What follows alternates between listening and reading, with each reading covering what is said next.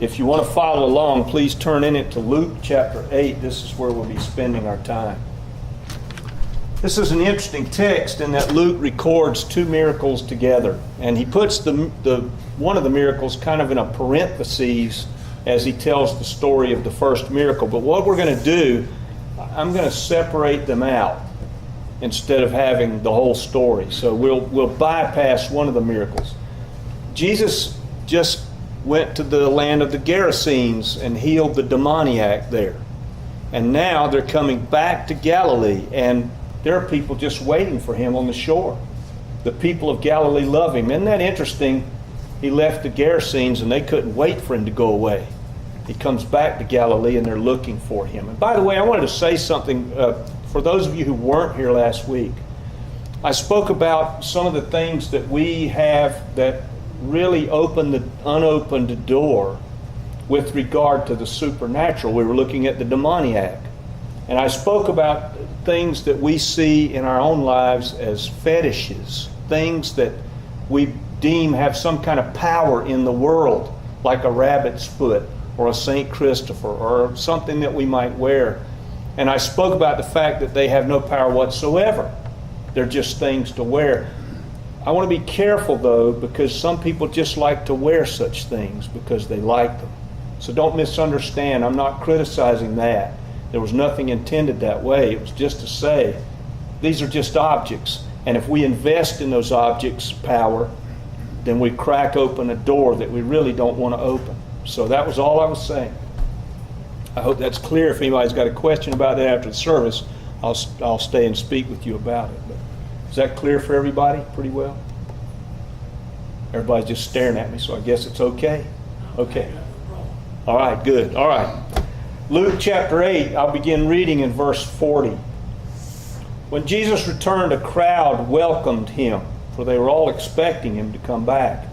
Then a man named Jairus, the ruler of the synagogue, came and fell at Jesus' feet, pleading with him to come to his house because his only daughter, a girl of about 12 years of age, was dying. As Jesus went on his way, the crowds almost crushed him. Now I want to skip now and go ahead from that point to verse 49. While Jesus was still speaking, someone came from the house of Jairus, the ruler of the synagogue, and said, "Your daughter is dead. Don't trouble the teacher any longer." Hearing this, Jesus said to Jairus, "Don't be afraid, just believe. She'll be healed." When Jesus arrived at the house of Jairus, he didn't let anybody go in where the little girl was except himself, Peter, John, James, and the child's parents. Meanwhile, all the people were waiting outside and were mourning and wailing. Jesus said, "Stop wailing. She's not dead, she's just asleep." And they laughed at him because they knew she was dead. But he took her by the hand and he said, "Little girl, I say to you, arise."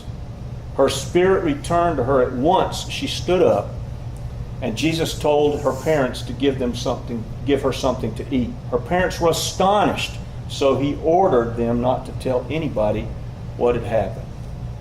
Now Jesus is doing something here that is just so tender for this family. And this is their little girl. It's their only little girl. And there are so many elements in this story that tug at heartstrings. God seems to me to be somebody who really likes irony, and he really likes to see our heartstrings pulled, because it has an effect on us that goes beyond just if we just read this as a dry narrative of something that happened. The little girl's an only child. In a Jewish household, in anybody's household, if your only child is dying, that's a big deal. If you got 12 children, one of them dying is a big deal, but an only child? And in a Jewish household, it was even a bigger deal, because for the Jews, children was part of the shalom that they expected as being God's children. Further, she's 12.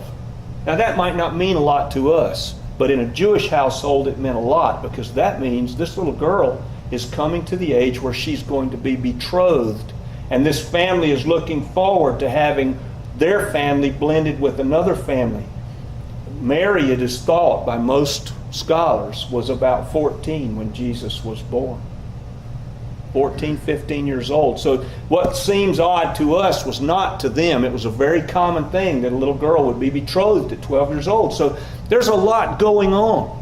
This man Jairus is very significant in that he's the president of the synagogue.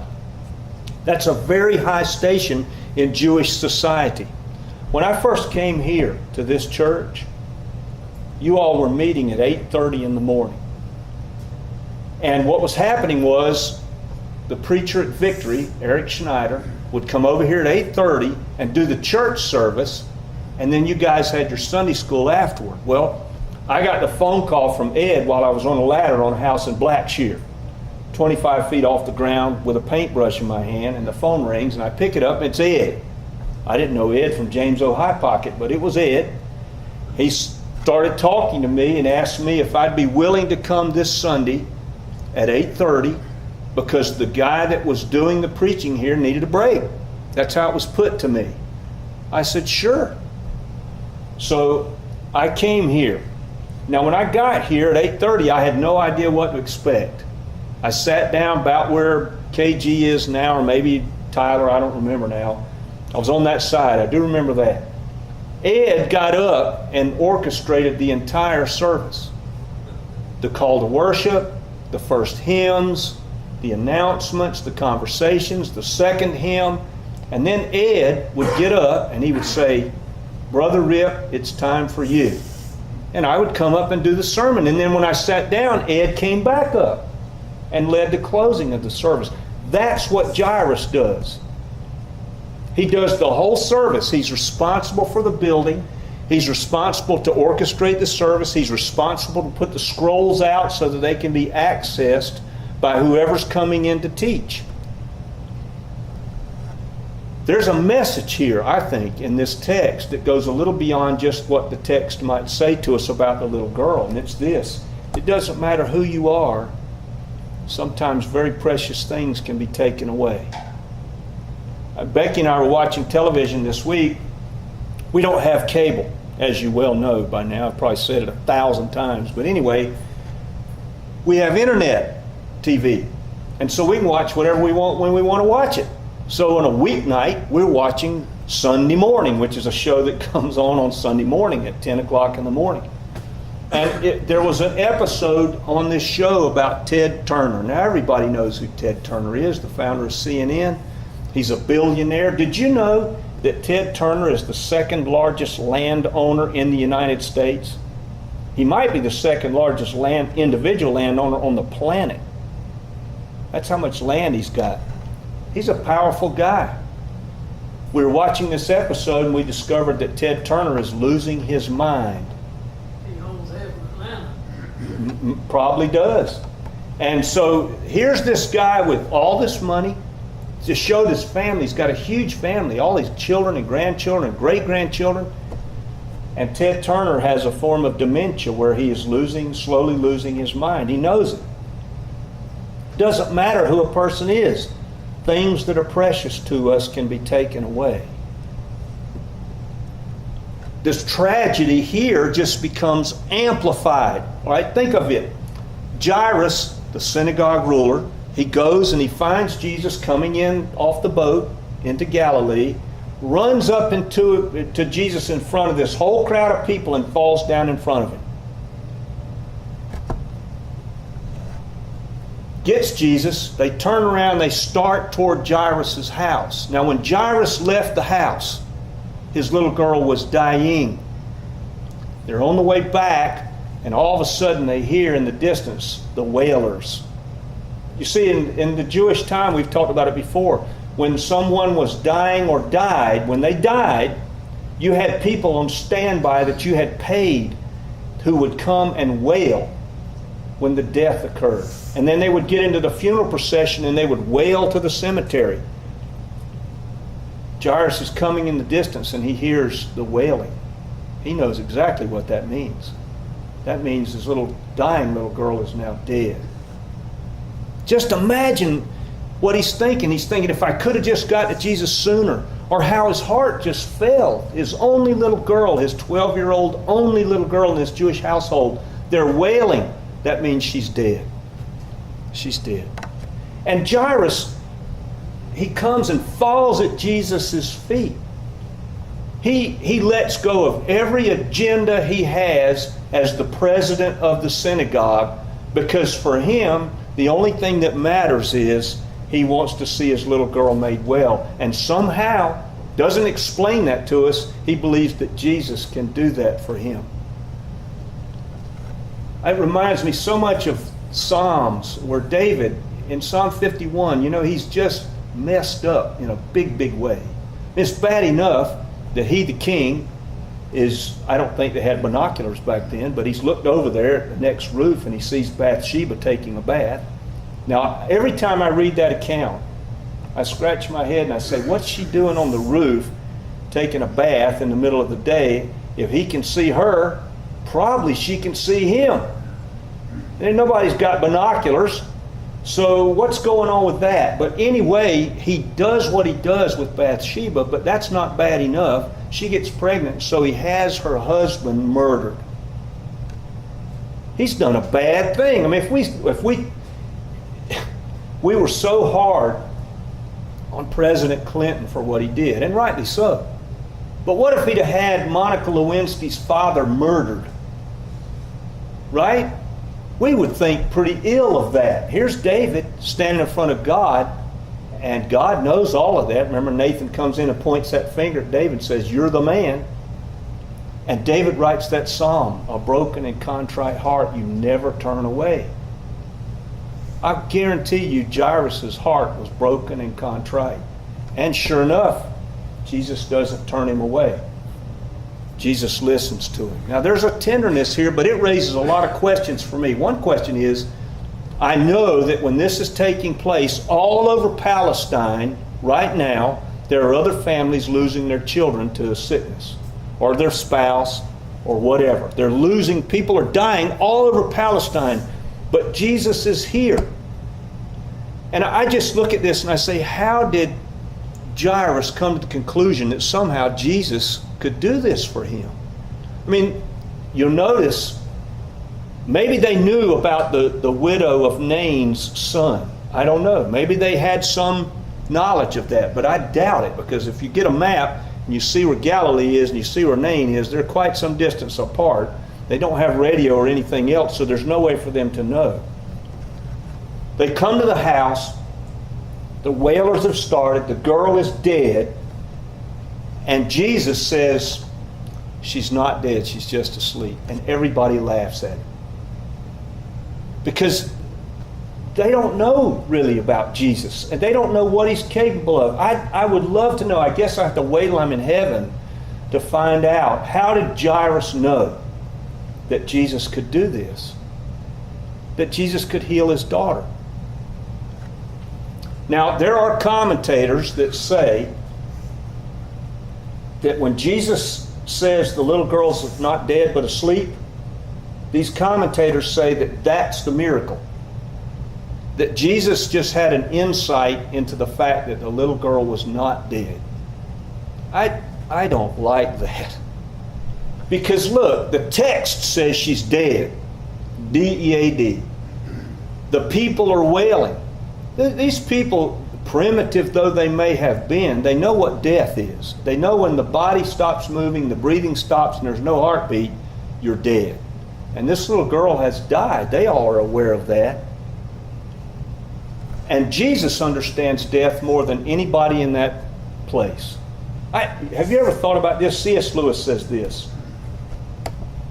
He says when Jesus had these encounters with dead people like this, the widow of Nain's son, Jairus' daughter, Lazarus, that Lewis imagines that when Jesus confronted death, now think of it for a moment, who is Jesus? He's the maker of heaven and earth in the flesh. So he knows something about humanity that we don't really have an awareness of. He knows what death really is. We really don't. And Lewis says he imagines that when Jesus came to these people who had died, that it made him angry at the death, because he knew this was not the way it was supposed to be. We were never to die.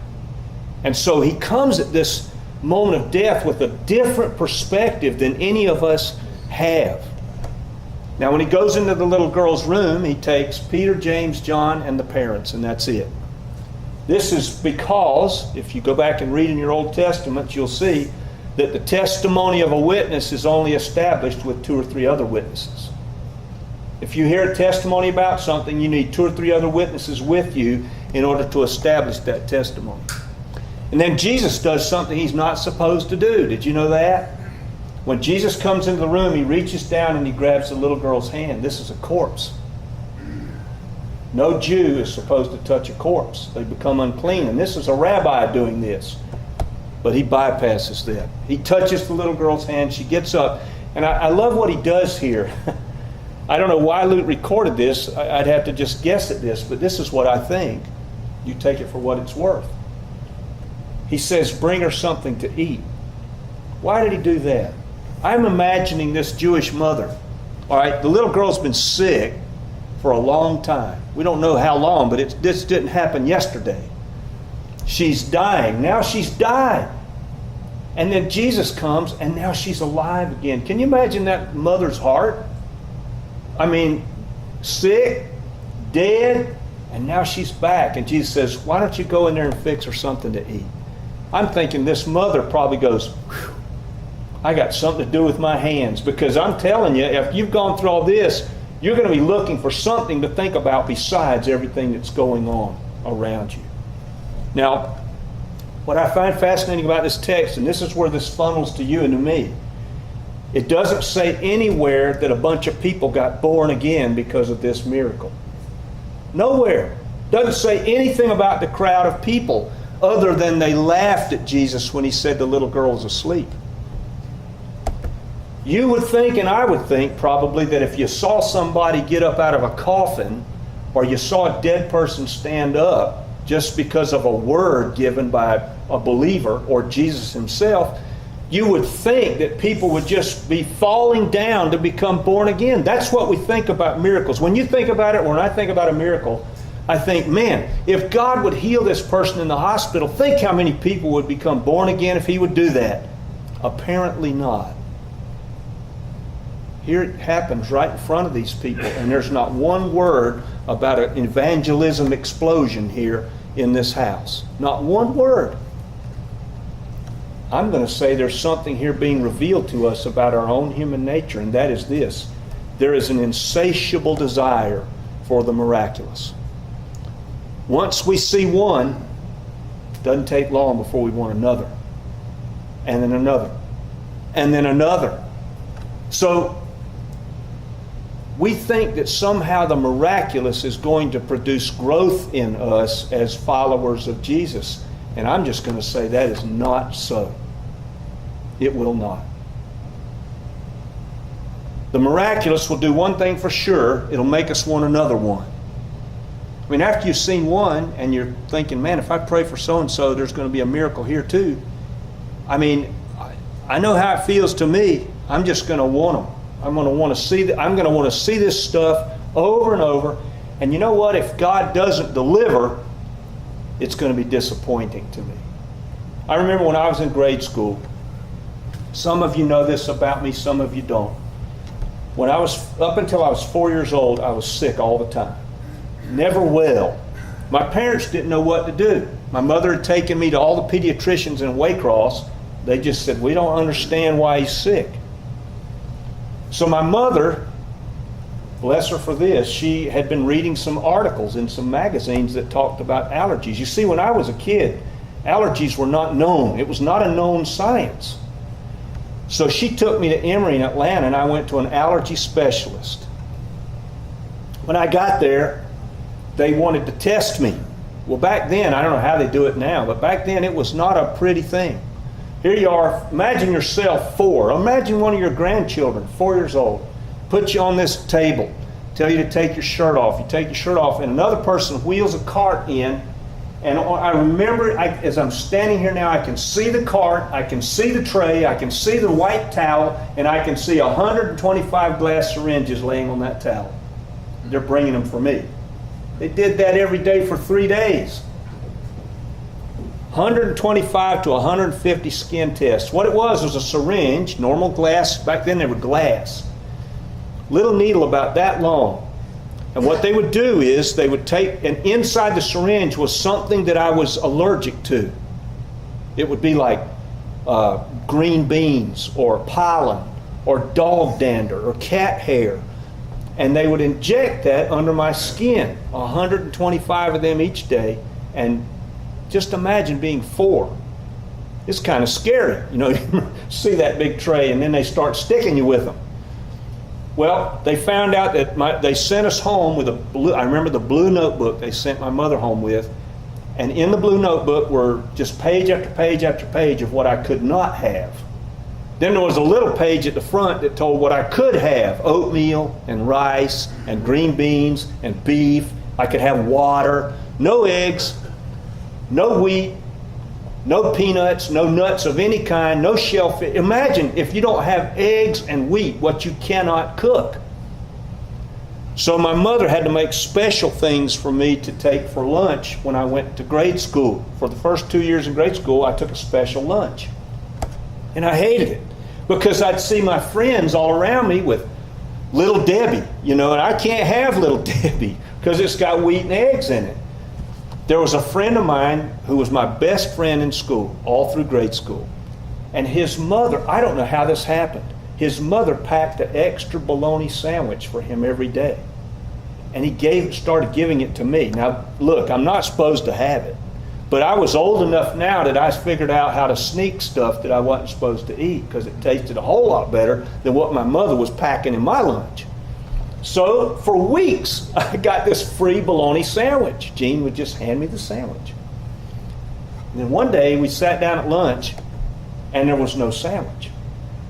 So I said, Jean, where's my sandwich?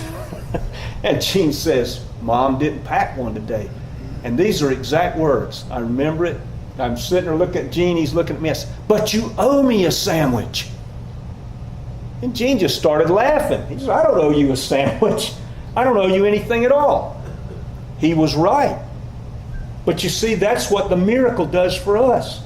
If we start expecting that the way that God demonstrates himself to us is by the miracles, what are we going to do one day when the miracle stops for some reason? Pray for somebody like a friend of mine did and they die. He had just prayed for somebody and they were healed of multiple sclerosis. Prayed for the little boy next. The little boy died. What's that going to do? Pretty soon the sum and total of our relationship with God, just like mine with Jean, my friend, was, where's my sandwich? Where's my miracle? How come I don't have a miracle today? There was a man who was hunting. He goes out. He's hunting bear. And so he sees a bear. He's got his gun, draws a bead on the bear, and all of a sudden the bear talks to him. Now, that would startle most people. The bear says, before you shoot, could we talk this over? Well, the man thinks, good grief, I can't shoot the bear. He's talking to me. You know, I can't shoot that. Bear says, could we negotiate a different arrangement here? So the man says, okay. So they sit down around this stump. The bear asks the man, says, what do you want? The man says, well, I was really hoping for a bear fur coat, and then I wanted some bear meat for my table. The bear says, oh. The man says, you know, by the way, what do you want? The bear says, well, I was looking for a meal. And so after a period of negotiation, the bear walks off by himself. They both got what they wanted. The man's fur coat is being worn in a different way than he expected, and the bear's stomach is full. What happened? It wanted to negotiate the terms. We're like that with God. We want to negotiate the terms of the arrangement. God, if you'll do these miracles for me, I'll be happy. God, if you'll satisfy this problem for me, I'll love you. God, if you'll do these things, I'll believe in you. That is so opposite of what God wants for you and me. Let me just ask you all a question. Don't answer it out loud. But don't we negotiate the terms with God a lot? What do we really want? If Jesus walked in right now and went to each one of us, me included, and said, do you want to be closer to me? I guarantee you, we would all nod our heads and say, oh, yes. We wouldn't be thinking about miracles. We wouldn't be thinking about sandwiches. We wouldn't be thinking about fur coats. We wouldn't be thinking about our home. We just want to answer that question, yes, I want to be closer to you, Lord. Then he walks out the door and he's no longer here. And it doesn't take very long before the things that we thought we wanted aren't necessarily what we thought. Now we want the things that have nothing to do with what Jesus just asked us about. So, that's the question for us today. Do we really want to be closer to the Lord? It's not going to be found in God doing miracles for us. It's going to be found in seeking God in relationship. Right? Don't we have friendships like that we just are friends with the people because we're friends? They're not giving things to us. They're not doing things for us. Our spouse, whoever it is, you think about the closest relationship you have. You're not in relationship with them because of what they do for you or me. We're in relationship with them just because of who they are. I think that's an important question. Do we really want to be closer to God, or do we just want what God can do for us? And I think it's a worthy prayer to ask God to give us that hunger just for Him, not for what He can do. I don't know where everybody is today, but if I've said anything about which you've got a question, you want to pray with me, speak with me about this church, I'll stay here as long as it takes as we close. If you would, grab your hymnal and turn to number 182.